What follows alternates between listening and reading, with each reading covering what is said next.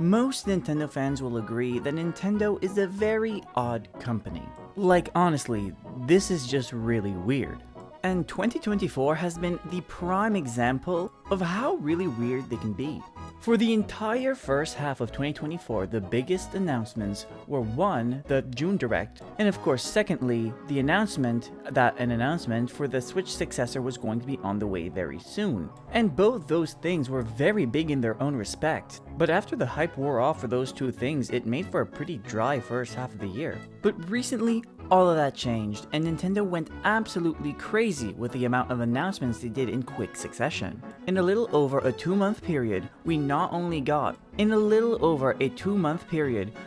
a Nintendo Museum Direct.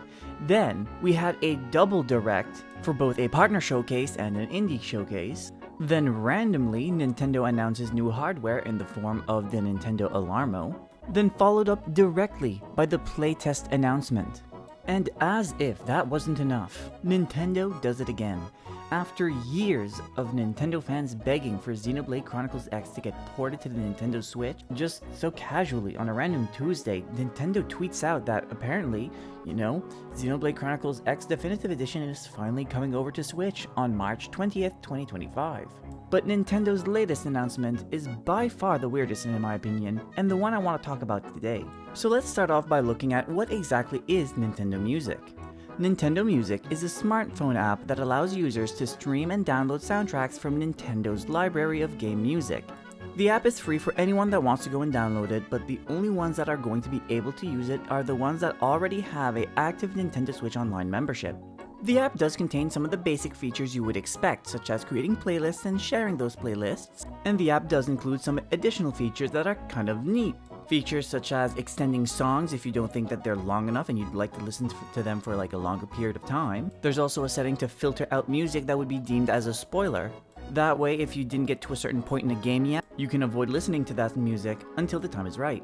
And of course, Nintendo included their own little touches, like creating a whole playlist surrounding characters that you might enjoy.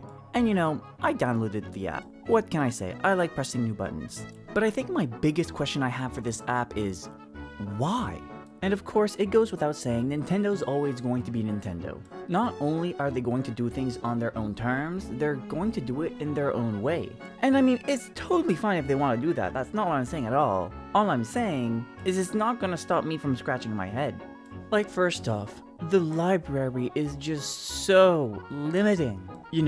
Bathing by Nintendogs is a fantastic track, but I can only listen to it so many times. And I know exactly why Nintendo is doing this. They're taking the classic NSO approach, meaning starting off very bare bone and building up over time.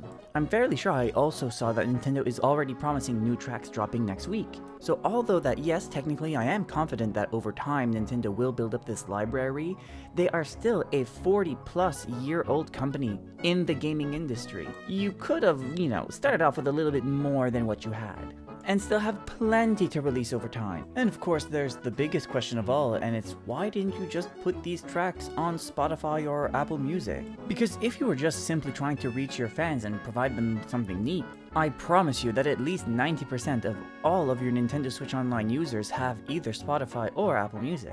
And although I know Nintendo never would have done that, it still had some benefits, such as not having to spend all this time creating an app with an interface, and then have to turn around and start marketing this app to make sure people know that it exists. But if they would have put their music there, they also could have gained a little bit of revenue back. I mean, a very small amount of revenue back, but revenue nonetheless. Because typically when we stream music on these platforms, the artist gets paid. But I know why they're doing it, and I know why they're doing it this way. Nintendo wants more. They don't just want us to be subscribing to their online services for the Switch, they want to go one step deeper. They want us to subscribe to their company as a whole.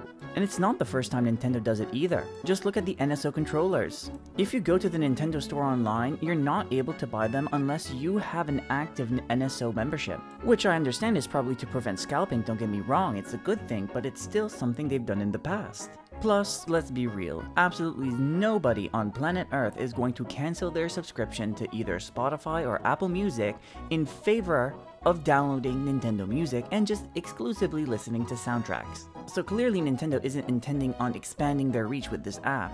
But now I want to hear from you. What do you think about this app? Let me know down in the comments below. If you made it all the way up until here, I would greatly appreciate it if you would consider to like and subscribe. But that's all I have for this week's video. My name's Acadrien. Wow now.